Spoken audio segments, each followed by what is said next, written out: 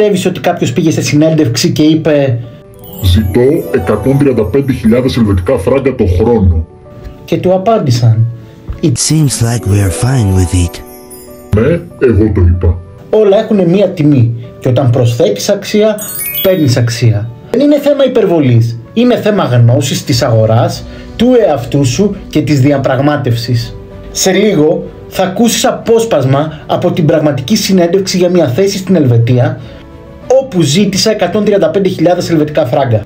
Όχι γιατί ήθελα να το παίξω εντυπωσιακός, αλλά γιατί ήξερα την αξία μου, τι μπορώ να προσφέρω και γνώριζα ακριβώς τα δεδομένα της αγοράς και της συγκεκριμένης θέσης.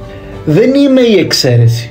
Το βλέπω καθημερινά με ανθρώπους που δουλεύουμε μαζί στο Καριερίστα Lab να διεκδικούν περισσότερα, να παίρνουν αυτό που εν τέλει αξίζουν και να κάνουν το επόμενο μεγάλο επαγγελματικό τους βήμα.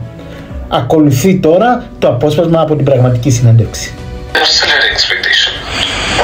Well, what is that? I will tell you for sure. But I don't know the other benefits as well to evaluate.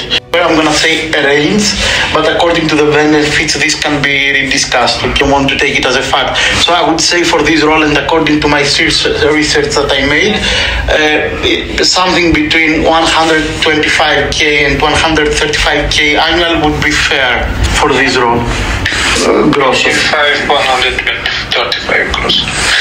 It is like that you have base salary, and then you have 13 salary. So your 13 salary is also divided to 12 and paid with your monthly salary. And apart from that, you have bonus. It seems that we are fine with it.